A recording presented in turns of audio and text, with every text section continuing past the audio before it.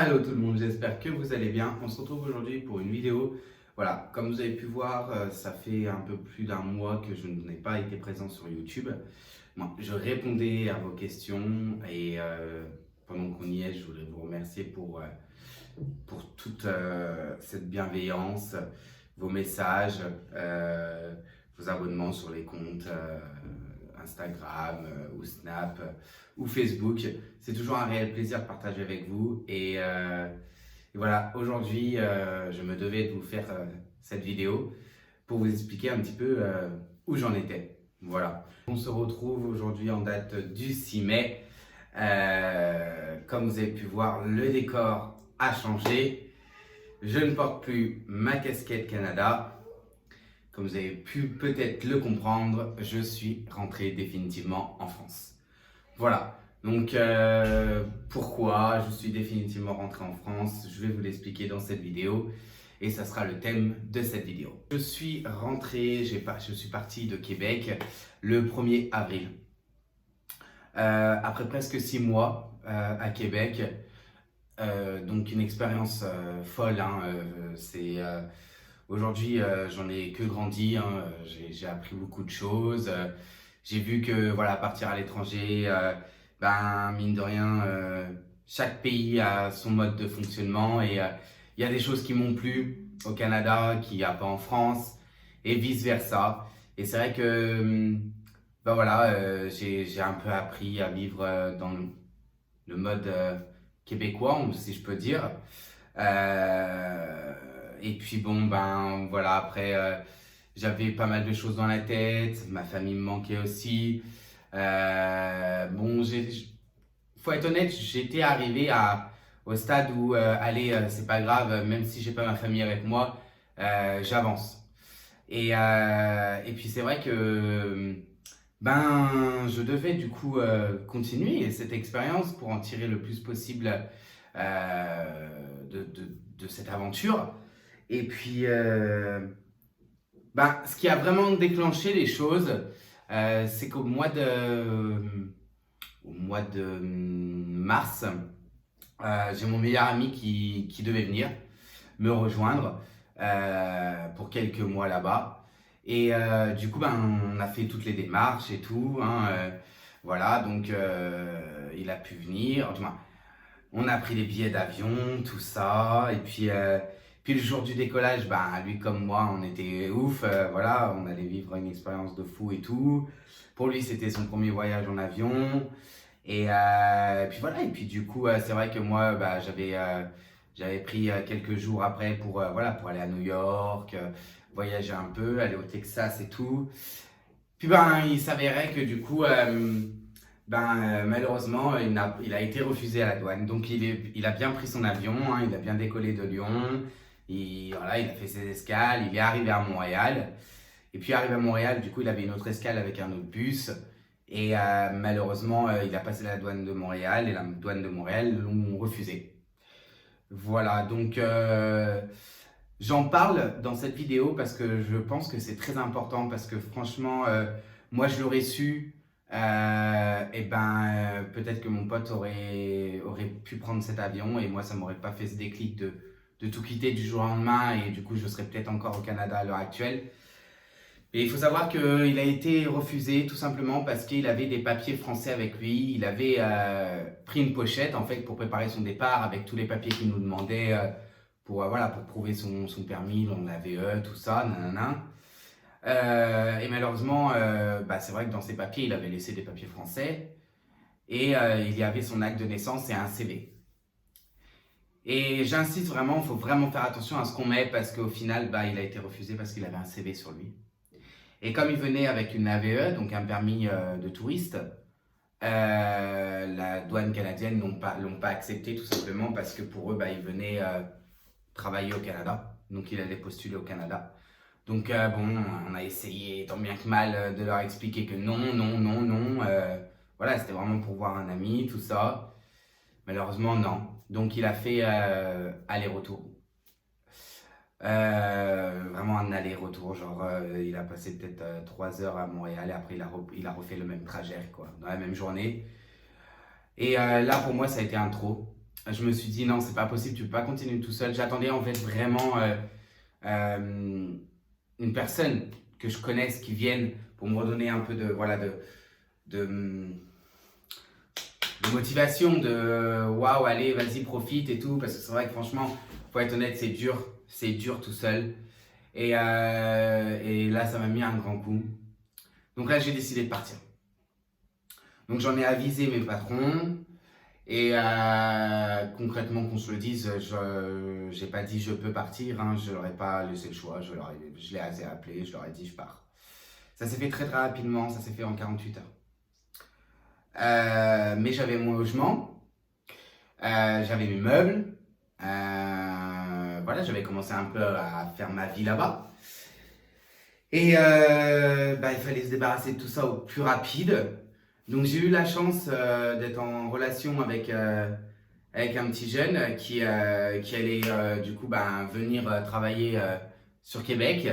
Et c'était un Français, il était encore en France. Donc mon appartement l'intéressait, donc je lui ai fait une petite visite. Et puis voilà, et puis du coup ça lui a plu. Moi ce que je lui ai proposé, voilà, en tant que Français, que je pouvais pas prendre mes meubles et tout, donc je lui ai fait un pack. Donc tous les meubles, tout, l'hydro, les électros, tout ça. Et nickel, il a accepté et tout. Donc j'ai pu me débarrasser en un clin d'œil vraiment de tout ça. Et puis du coup, ça m'a fait pas mal d'argent parce que faut savoir que mon billet d'avion pour le retour m'a coûté 1350 $. Parce que forcément, tu veux un billet d'avion au plus vite. Parce que j'ai pris mon billet d'avion et je décollais 48 heures après. Du coup, plus cher, évidemment. Voilà, donc ça c'est pour le côté personnel du pourquoi, du comment je suis parti de Québec. Et pour le côté professionnel, je vais juste recadrer ma caméra parce que je vois qu'elle descend et on se retrouve de suite. Je suis là. Donc je te disais du coup, voilà, professionnellement, ça a été... alors je vais pas... Si, je vais clairement dire ce mot. Je vais t'expliquer pourquoi. Ça a été pour moi professionnellement un échec. C'est-à-dire que, alors, qu'on soit bien clair, je sais qui s'abonne, qui suit mes vidéos. Je peux clairement dire que mes patrons le suivent, mes collègues me suivent, donc cette vidéo ils la verront. Je n'ai pas de pudeur à parler de ça. De toute façon, c'est des choses qu'ils le savent parce que on m'a bien assez reproché que j'étais trop franc, que j'avais trop de valeur, qu'il fallait que j'oublie un peu mon côté français, que les Français étaient beaucoup trop râleurs. C'est beaucoup de choses comme ça qui sont difficiles quand tu pars à l'étranger de l'entendre, surtout quand tu as 25 ans, quand tu es jeune, que tu demandes juste à apprendre, à découvrir les autres pays. Pour moi, je ne vais pas globaliser le Québec ou le Canada. Chacun fait son expérience différemment. Moi, j'insiste vraiment sur ça. Je te parle juste de mon expérience à moi. Je ne critique en aucun cas les Québécois et je ne critique en aucun cas la province de Québec ou le Canada en globalité. C'est vraiment mon expérience à moi. Je pense même que clairement, cette expérience aurait été peut-être autrement si j'aurais eu d'autres patrons. Alors au début, tu arrives, c'est tout beau, c'est tout rose, on te prend en charge, avec tous tes collègues français, ils te font découvrir la province et tout, c'est super, ils prennent très soin de nous. À des moments, tu te dis même que ils sont comme des parents. Ici, tu vois, quand tu parles, si toi aussi tu as eu la chance de partir à l'étranger sans vraiment personne et tout seul et qu'il y ait des personnes qui prennent soin de toi, tu vas comprendre ce que je veux dire. Pour moi, c'était vraiment ces personnes-là. Et puis au final, en fait, tu vois que avec les mois qui suivent, tu vois que c'est tout simplement juste pour te mettre dans la poche. Parce qu'il faut savoir que à Québec, la plupart du temps, où que tu ailles, je vais parler beaucoup dans la restauration.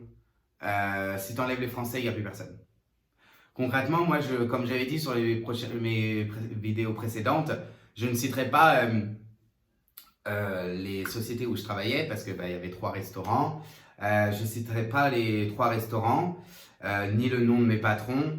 pour la simple et bonne raison que ils savent ce que je pense d'eux parce que les choses ont été dites claires, nettes et précis et cash, même si ça leur a pas plu, c'est pas grave. Moi, je suis honnête et on m'a demandé de changer. Il était hors de question que je change. Donc, c'est une des raisons principales pourquoi comment je suis parti. Voilà, on m'a dit que bah, mon caractère ne pouvait pas fonctionner à Québec, alors que professionnellement parlant, attention, je me lance pas des fleurs, mais je sais ce que je fais.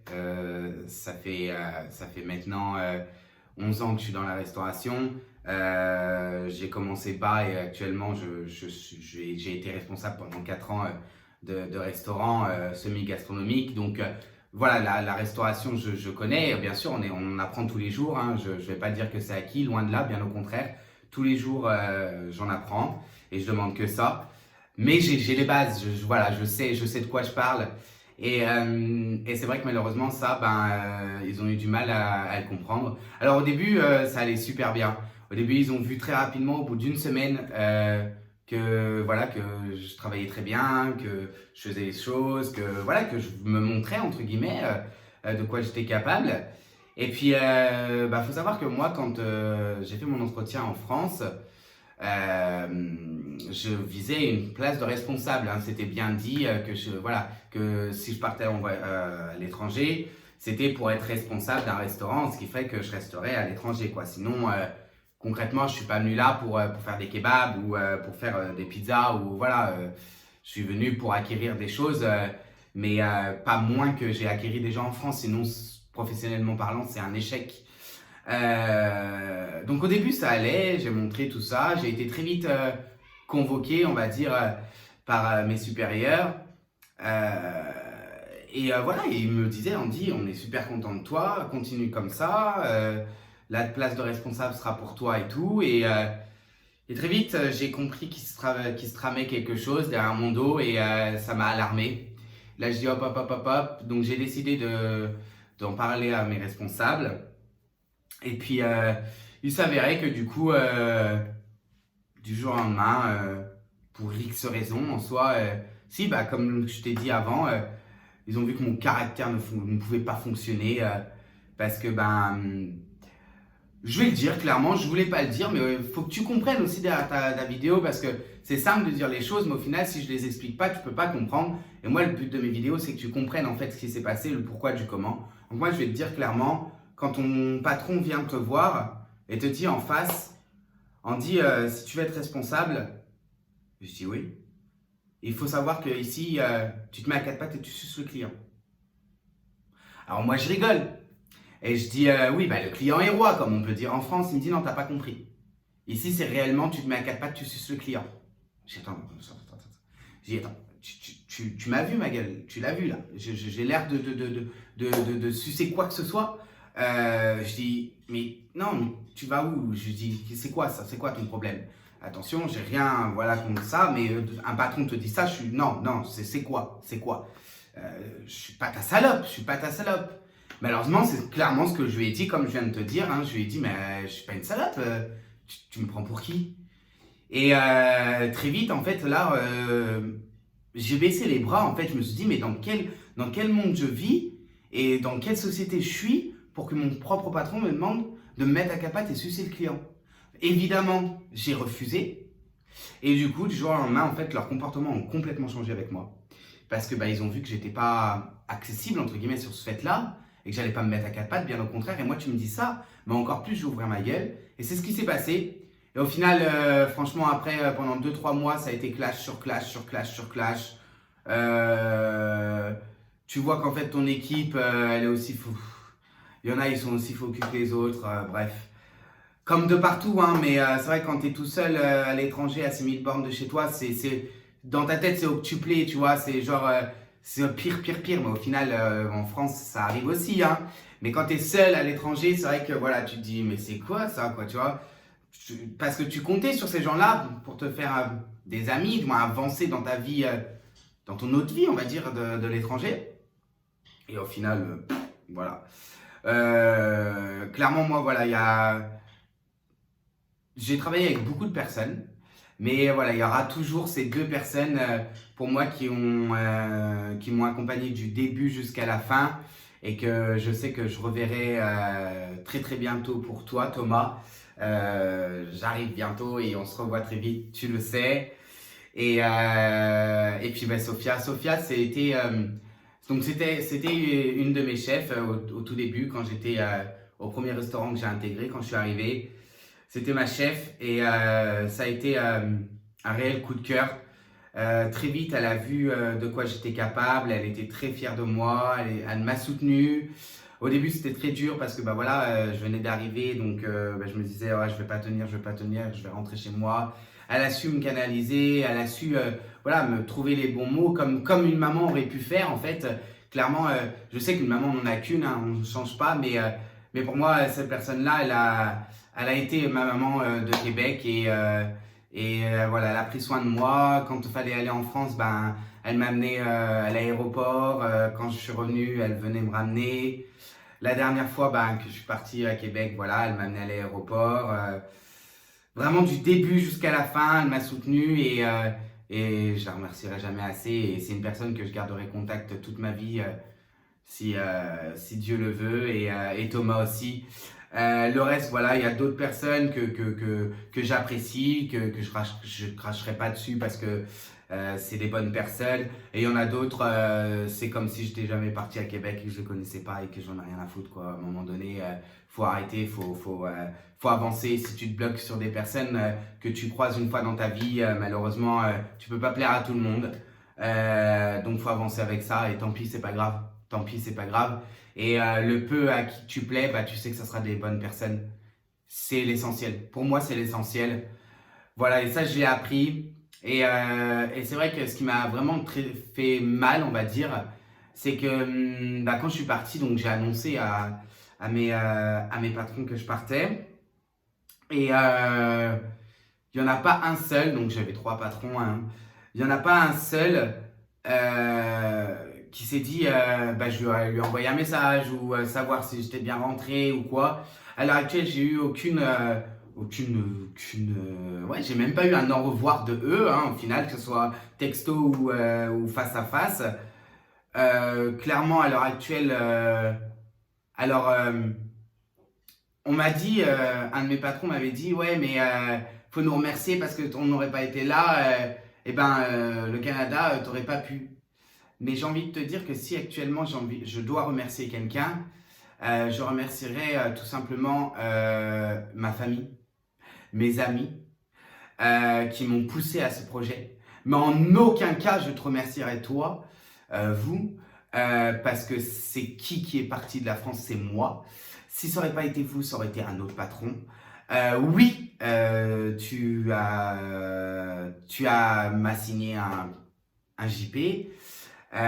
Oui, tu as payé la moitié de mon permis si tu le veux. Oui, tu m'as payé, mais je pense que si tu me payais, c'est parce que je travaillais. Donc, je suis redevable de rien du tout.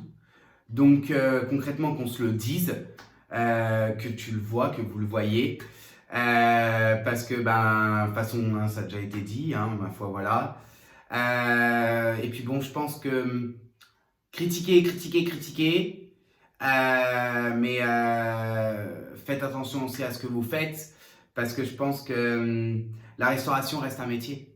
Et c'est chacun son métier. Donc un plombier va pas être cuisinier ou serveur. Donc à un moment donné, c'est à chacun sa place. Et je pense que malheureusement, bah, y a des personnes qui n'ont pas à travailler dans ce domaine-là parce qu'au final, pour moi, clairement, hein, qu'on se le dise, hein, pour moi, ces personnes-là, mes patrons, plusieurs fois je le disais, hein, je le disais à mes collègues ou alors à mon supérieur qui était chargé de la gestion du personnel. Mes patrons étaient québécois, sont québécois, mes patrons sont québécois, mais j'avais mon responsable du personnel qui est français. Et lui, qui est venu il y a quelques années, je crois, si je dis pas bêtise, 3 ou 4 ans. Ouais, 3 ou 4 ans, je crois. Et qui a fait sa vie là-bas avec sa femme et son enfant. Euh, J'attendais beaucoup de cette personne-là parce qu'il était français. Donc je me suis dit, il sait par où on passe.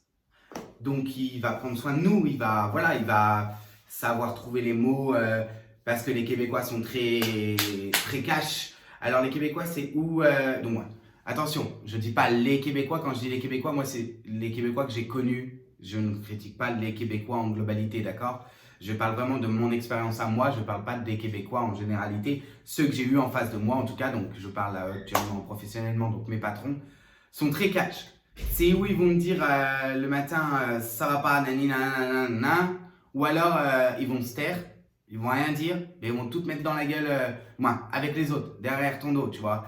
Ils aiment beaucoup ça. En tout cas, ceux où j'étais, ils aiment beaucoup ça, tu vois. Et quand tu les convoques et que tu veux dire quelque chose en face d'eux, il n'y a plus personne. Ça, voilà, c'est comme ça, c'est pas grave. T'avances. Et c'est vrai que oui, donc pour revenir à mon responsable du personnel, c'était un Français et c'est vrai que je t'attendais beaucoup de lui. J'ai énormément discuté avec lui et alors lui, je peux pas lui en vouloir parce que clairement, c'est des choses que je lui ai dit en face. Je lui ai dit, t'es sous l'emprise de ces gens-là.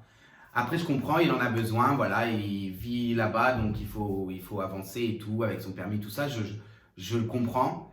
Mais il y a certaines choses que malheureusement, ben, les Québécois, ces Québécois-là en tout cas, c'est ou marche ou crève. Et si tu marches pas avec moi et si je t'ai pas dans la poche, tu dégages.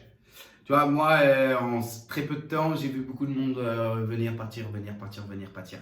Parce que ça n'allait pas, tout simplement. À un moment donné, il faut arrêter de se voiler la face. Le problème est là, il restera là. Que tu changes ton personnel, c'est pas le personnel à changer. Quand tu changes ton personnel toutes les semaines, pose-toi des questions. Après, moi, je suis personne. Comme je disais, moi, je suis personne. Mais à croire que c'est le personnel, t'as beau le changer, le beau changer, beau le changer. Si le problème est toujours là, c'est que c'est pas le personnel. Hein. C'est que c'est pas le personnel. Bon, ça, après, voilà, moi, je suis pas patron. J'étais là, je travaillais, j'étais personnel. Donc, je ferme ma bouche et je fais ce que j'ai à faire jusqu'à la limite du raisonnable. Et la limite du raisonnable, bah voilà, ça a été une semaine avant le 1er avril. Ouais, à peu près. Parce que je suis parti le 1er avril. Et puis, donc, voilà. Donc, du coup, j'ai quitté Québec depuis le 1er avril et je suis rentré en France. Voilà un peu mon parcours professionnel. Il fallait que je t'en parle. Ça me tenait à cœur parce que ben voilà, ça fait un mois que je suis rentré en France, donc j'attendais un petit peu parce que j'ai beaucoup de projets, beaucoup de choses qui ont changé. Donc je suis désolé de ne pas avoir été là. En tout cas, si réellement tu as des questions sur Québec, sur les permis, tout ça, comme j'ai pu déjà avoir beaucoup de questions, c'est toujours avec un réel plaisir de répondre avec vous. Voilà, on peut même s'appeler, communiquer ensemble, chose que je fais déjà à l'heure actuelle avec des personnes et c'est toujours un réel plaisir. Si tu veux que je te parle un peu plus de mon aventure au Canada, ça sera avec grand plaisir aussi. Voilà, donc on va dire que c'est une page du livre qui se ferme. C'est concrètement le livre du Canada qui se ferme à l'heure actuelle. Et puis, ben voilà, il faut avancer, écrire un nouveau livre. Et c'est ce que j'ai fait pendant un mois. Voilà, donc c'est pour ça que j'ai pas réellement eu le temps de venir avec vous, de discuter avec vous. Parce que j'étais très occupé. Tout simplement, j'avais un deuxième rêve avant de partir au Canada. Et j'ai dit, si je pars par contre en France, que je revienne en France, il est hors de question que je retrouve un train-train normal. Et je me suis dit, bah voilà, il faut absolument que je fasse tout pour faire mon deuxième rêve. Donc c'était ou le Canada ou le deuxième rêve quand je suis parti au Canada. J'ai choisi le Canada. J'ai fait mon expérience. Je ne regrette rien du tout. J'ai appris beaucoup de choses. J'ai appris plus sur mon personnel que professionnel. C'est pas grave, tant pis, mais ça fait toujours une ligne en plus sur le CV et j'en suis fier quand même de cette expérience. Et puis aujourd'hui, donc il est l'heure pour moi de te parler de mon deuxième projet. Je te ferai une deuxième vidéo qui va arriver fin de semaine.